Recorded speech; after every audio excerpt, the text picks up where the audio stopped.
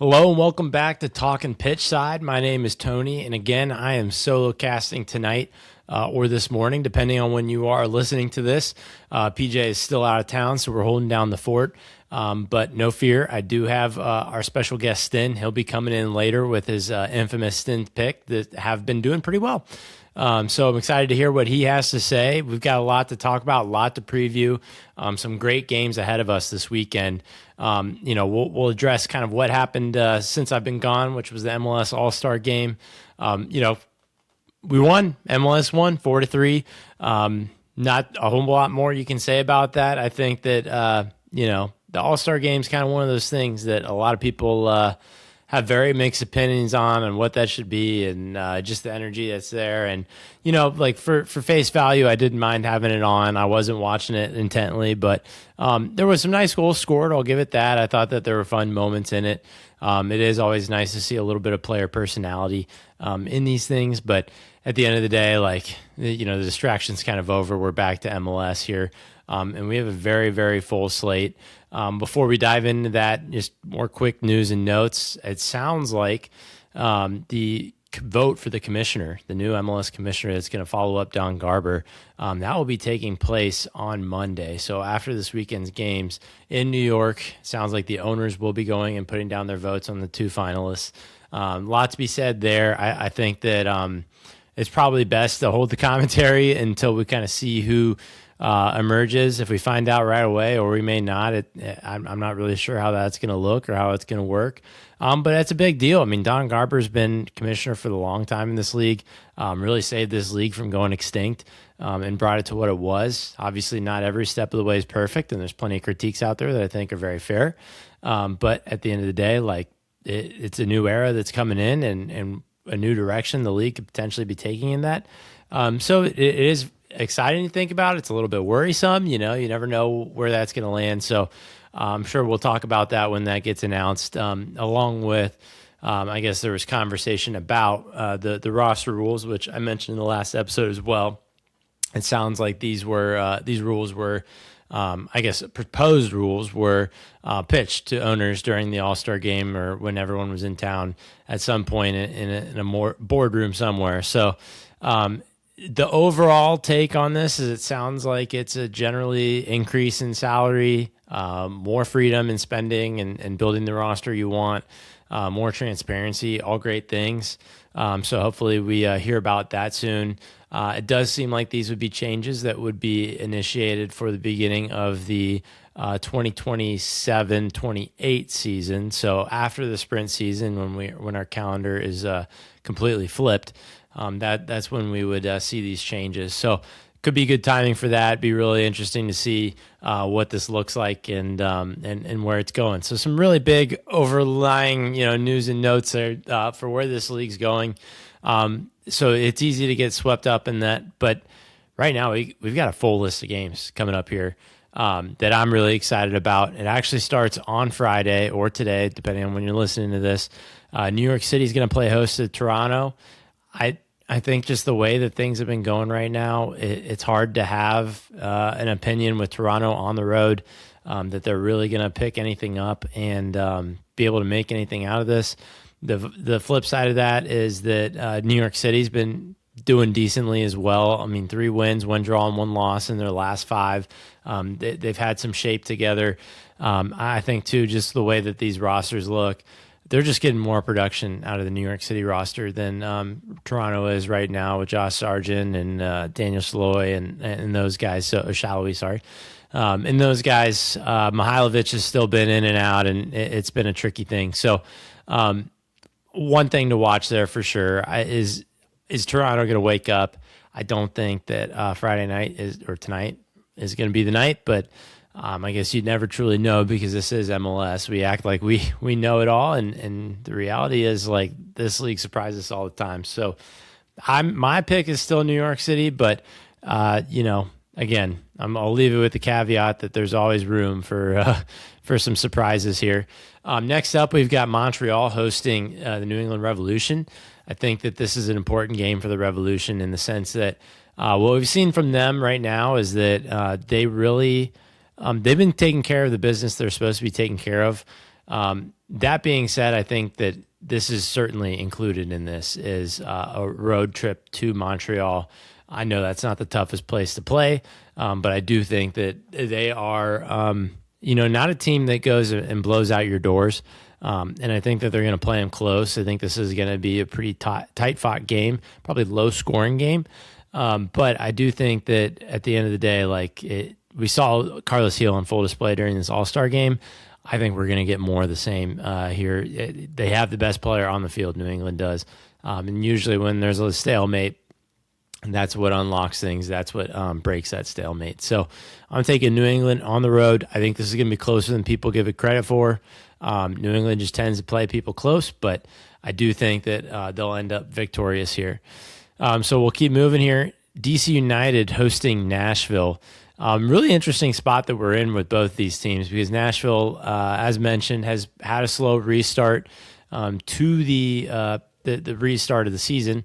They have won a few games and then kind of dropped randomly to Orlando. The offense has looked a little bit, dry, I guess is the best way of putting it. It hasn't quite produced. I know that, Andy Nahar has not necessarily started in a lot of these games, and there's some room for him to get more minutes. I think he's working his way back in. Obviously, Serge and Mukhtar there. And then the big thing is Espinoza has not really been involved yet. So if Espinoza is back, I think that this one probably falls to Nashville. He was the great swing when the season started and what put Nashville in a front-running position and made them one of the favorites to win MLS Cup. So I have to imagine that when he's entered back into a lineup that we're going to see that swing. But it just comes with that overlying gray cloud that Nashville has not looked great yet, and there's something a little bit off. With that, DC United, on the other hand, has strung together, a win recently, a couple draws that maybe you wouldn't expect them to be involved in. It's not, I don't think it's said and done. I'm still going to take the road team on this. I know I'm a home truther. It's a hard time looking at Nashville and saying that there's no way this team doesn't win. I just can't pick against them right now. They're in first place for a reason in the East. So I'm not gonna counter that. I don't want to pick against that. So moving along, this is a game I will be at. FC Cincinnati hosting San Jose Earthquakes. I think if you would have asked me about this match a month ago, I think this would have had a lot of juice to it. The way that both teams have been playing has been a little bit flat. FC Cincinnati obviously falling short as hell is real, and San Jose also dropping results at home when they should be winning them. This one, I have to imagine that Cincinnati's going to win, and that is honestly with the rose-colored glasses off. I just think that right now San Jose has kind of looked a little bit of a shell of themselves more so than Cincinnati. I think it will be something to watch, though. San Jose is pretty good at the full team press. Cincinnati has shown at various times that they have not really been able to withstand that pressure, maintain possession. It's forced some bad giveaways, and really stifled their offense that has been firing on all cylinders because they just can't get it in the other team's half. So there's moments like that for Cincinnati. Some teams have figured them out, the sense that they just can't really string together some passes. So if San Jose does hit the right buttons here, I mean, it is Bruce Arena we're talking about after all, then it could be something to watch. But I think if cooler heads are prevailing in my mind, that it's FC Cincinnati is going to take this result. So that's where I'm expecting there and expecting goals for sure. Next matchup, we got Miami versus the Columbus Crew. This one, I think that it's hard to pick against Miami. It doesn't really matter who it is.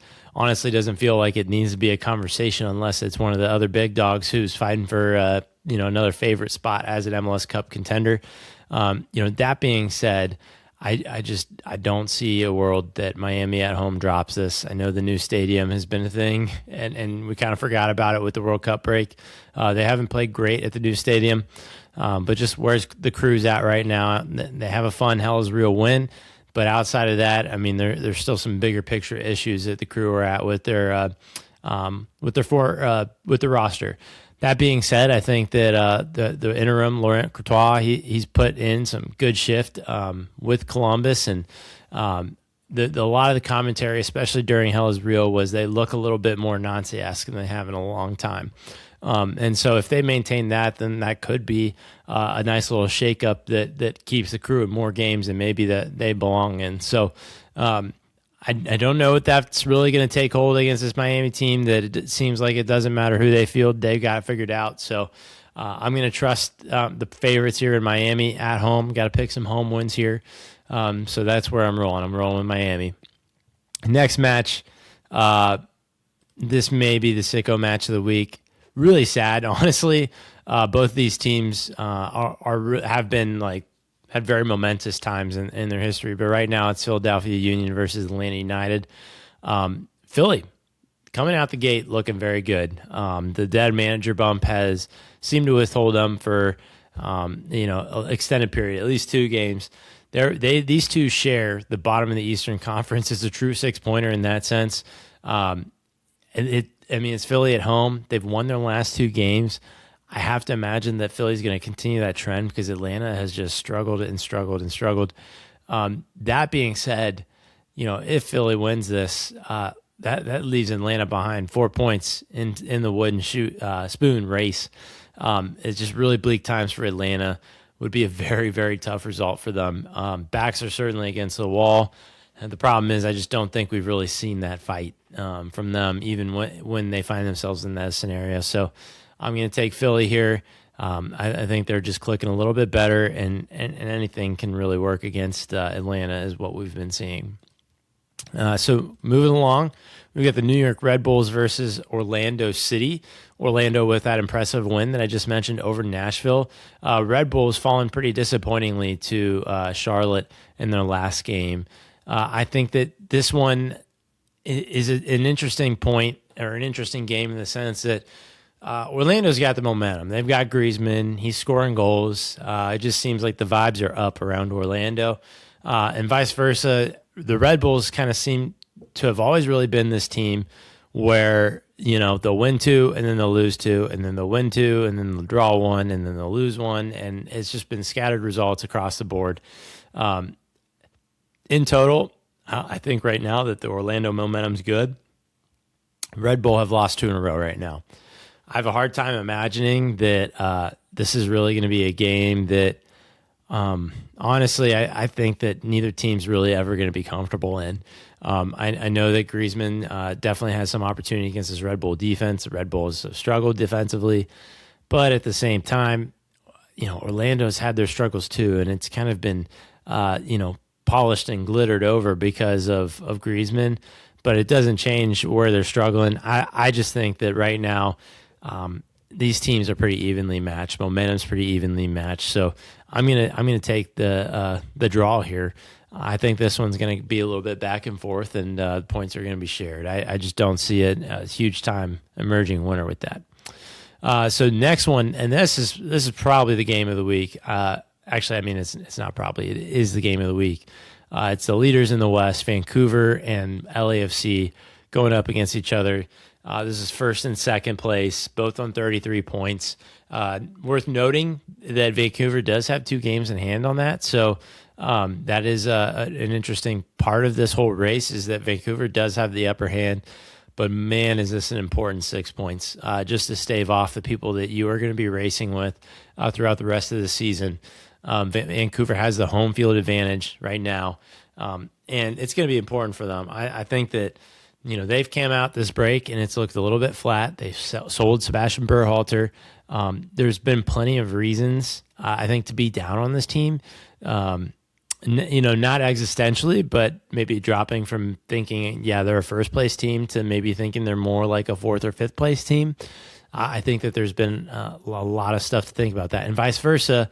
LAFC's rolling. They've come out with 3 wins in the first 3 games since the World Cup break. Heung-min Son's rolling, which is massive. That was the huge absence that they've had leading up to the World Cup. Bouanga, of course, is rolling too. This is a LAFC team that's feeling good, and a Vancouver team that feels like they're kind of grasping straws a little bit. That being said, I think I'm going to give this to LAFC. They just seem like the powerhouse in the West right now. And the system in Vancouver, I don't want to say has been figured out. I don't think that's the case at all. I just think that the energy is missing a little bit, and that energy was so important to their success as playing as a unit, and I just don't think that's here at the moment. So I'm taking LAFC on the road on this one, and big upset win, if you want to call it that, but a massive 6-pointer.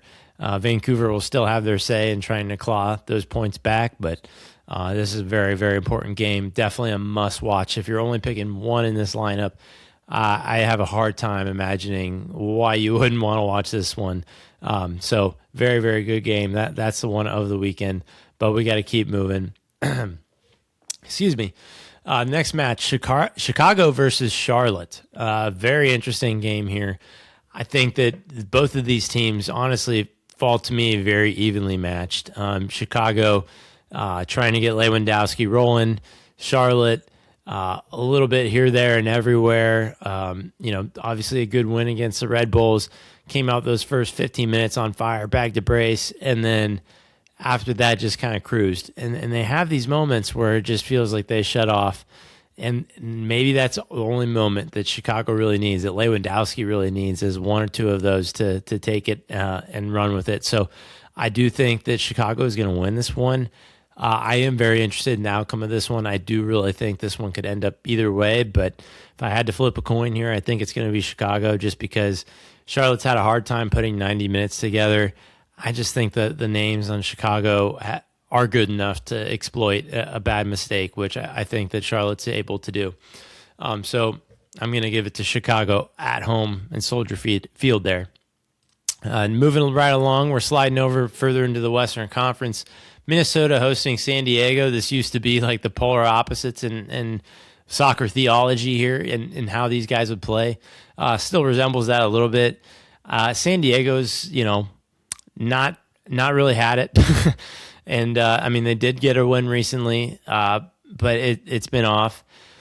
The other side of this, though, is Minnesota has not had it worse, basically. Dropping points left and right, losing to Sporting Kansas City, mind you. This has been a Minnesota team that has really struggled. At the same time with this, I have a hard time seeing San Diego breaking down Minnesota in their low block. Anders Dreyer has been a little bit slow coming back.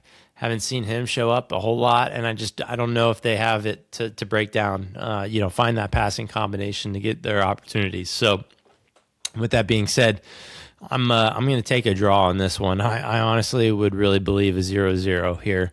That would not surprise me in the least. Okay, and now we're moving on over to Sporting Kansas City hosting Houston Dynamo.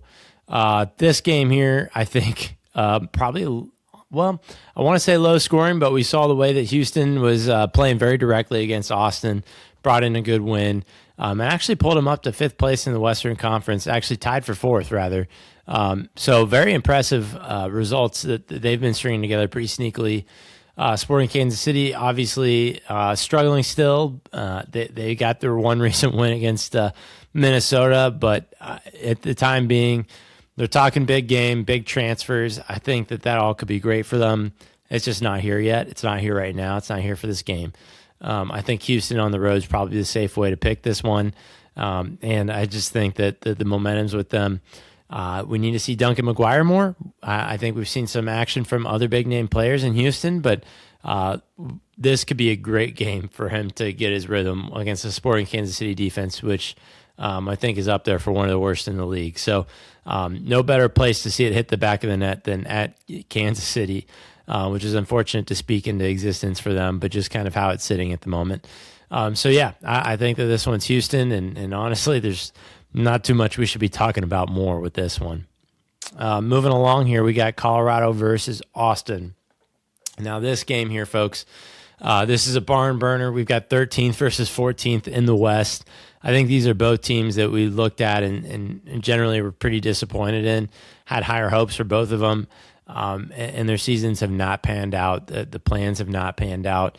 That being said, this is kind of a real bloodbath at the bottom of the table. I could see this one breaking either way. My guess, I'm gonna lean home team here. I'm a home truther, like I said. I think Colorado's gonna take this. If anything, I like that. I think that Colorado can emulate a lot of what Houston did to them, to Austin last week, in the sense that the quick counterattacks, the direct passing, Rafa Navajo, Paxton Aronson, Darren Yappy, Georgie Manungu, like all guys that really like to get in behind, can really run at you, are pretty proficient on the ball when running at you at high speed. So I think that if that's a real crack that Austin's showing, that's a structural issue they have, I think Colorado is going to end up being able to exploit that a little bit more. Of course, Austin's offense, a little bit dull, but Colorado's defense has wavered as well. No Rob Holding in this one, red card from last game. So I think that there's maybe some goals in this for everybody, but at the end of the day, I'm going to trust Colorado here. Austin's defense, which has been the staple and holding them together, kind of feels like it's coming a bit unhinged, and that's kind of what I'm anticipating for this game as well. Moving forward, we got the LA Galaxy versus FC Dallas. This is a game here where I feel like Dallas has cooled off on us a little bit, a draw and a loss to enter back from the World Cup break. Meanwhile, the Galaxy also been pretty cold. I wouldn't say they've cooled off, though, because they've kind of always been here. So it's a question of if FC Dallas can go and grab what's theirs. This feels like a game that they should be able to win. Especially if this would have been the first game back from the World Cup, you would have anticipated, all the favorites being on Dallas. Petar Musa, of course, needs to get back involved in things. I mean, he did get a goal in the last game, and obviously this is a team that just lives and dies by him. So any contribution that he can give, they need here. That being said, the Galaxy struggles seem to be a little bit bigger than FC Dallas's struggles. I'm going to lean FC Dallas on the road here. I think that that's probably the right way to go on this one. But I'll put that asterisk on there saying that, like, these are the kind of MLS matches where you think you know what's going to happen, and then they just go completely sideways. So I'm picking Dallas, but I would not be surprised to see Galaxy sneak their way in, or some kind of crazy like 2-2 draw almost. So keep it open-minded there on that one.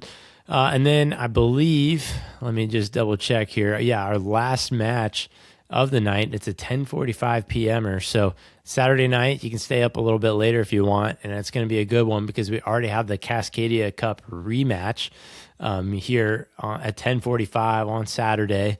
Portland is hosting Seattle this time. Now, the legend of it is that typically the away team ends up winning these games. That being said, it's always been a great rivalry. It's fun that this one's already back up. Seattle has really, really struggled. They have really, really struggled these last few games. I don't know what to make of what's happening. I gave some guesses last episode. Are the old heads slowed down? The starters maybe not so deserving starters anymore. The other side, Portland, been hit or miss as well. Obviously, their big win against Seattle earlier was great, and they've had another win against RSL and tying Dallas. So they're getting some results, which has been different since also firing Phil Neville. There's been results, and I don't know what to pick here. I'm a little bit scared. Momentum wants me to pick Portland. Seattle, by the way, also have lost their last 5 games, just L's across the board. It's been rough. I'm going to do it. I'll take Portland. This is totally not me. If PJ were here, he would be wiping me off the planet right now as a Portland hater. Though I was a Portland hater last season because I thought they're opposing. This year, I think that they're kind of about where I would expect them to be. So I'm not gonna, we're giving them a break this time. I expect Portland to win this game again. Probably not another 5-1, but certainly a great game. This is always a fun matchup. So definitely keep your eyes peeled on that. And with that, I have given all my predictions. I've run through the rundown, but we still need to hear from our guests. That way it's not just me talking to you for a whole week, but we do have Stin's picks. Let's go ahead and see what he's got in store for us. The hero we all needed to save us from Liga MX, Evander versus all-gas, no-D Quakes team is going to be sweaty. It's giving third-place game vibes. FCC 5, San Jose 4. Julian Hall, Loker Canley could be Antoine Griezmann's son, except that boy's going to show him who's his daddy. Red Bulls break the curse and show Unk what's up. New York Red Bulls 2, Orlando 1. It's the second half summer of sun. Game of the night for first in the West. Vancouver has to shake off the rust if they want to save their lead and hashtag save the Caps. Sunny stays hot. LAFC 3, Vancouver 1. We have the Battle of the Arches on the Mississippi, and I may just be Yohan DeMay pilled. RSL is sliding, but you can't knock what St. Louis is doing. I mean, they could be dropping points to Portland, right? St. Louis 4, RSL 1. Now, hear me out. I know the home curse exists, but they just played and not much has changed. So Fuentes got that swagger. Portland 2, Seattle 1. I will not be there for the Brooklyn Rains Bowl next week. God bless sickos. All righty. Thank you, Stin. Your predictions and your presence is always appreciated here. We love your insight. I'll run through these again and just kind of give my 2 cents. FC Cincinnati, San Jose, 5-4. Absolute barn burner. Can't believe I'm going to witness a 9-goal game. Just watched a 7-goal game 2 weeks ago, so I'm really excited for that. A lot of goals there. Shout out Evander and scoring for MLS Pro All Stars, but I don't know if I see that many goals in it. The Red Bulls versus Orlando. It's interesting that he's got Red Bulls winning this one. I think that that's very possible. I kind of talked about momentum going back and forth here. I think we're gonna go back and forth a little bit on this one. I hope I'm right on that. LAFC beating Vancouver 3-1. I do rally with that. I agree with that. Summer of Sun is great. And I do think he's going to stay hot. What we have seen with trends with him is, once he's rolling, and there's no stopping that train. And then St. Louis RSL, St. Louis with a 4-1 win. And you know what? I don't know if I even previewed that match. But I'll tail. I'll say, like, St. Louis has looked good. RSL has also struggled a little bit, and St. Louis is home. I like the system that St. Louis is talking about. So, or Yohan DeMay has been building rather. So we're going to take that. And I love the DeMay pill mention as well. We're spreading a movement here. It is happening. And then lastly, Stin also is picking Portland over Seattle in the Cascadia Cup. This is it. This is passion. We're breaking the away team or the home team curse here. So really big deal with that. But nonetheless, very much appreciative, Stin, of your picks. Thank you for enlightening all of us. And we're looking forward to a really great slate of games this weekend. Can't wait to watch them. Can't wait to be back here with the full crew. Hopefully PJ and I will be back on Monday to break it all down, discuss, and see how things are going. So with that, please make sure to check us out on our socials, and we'll see you next time.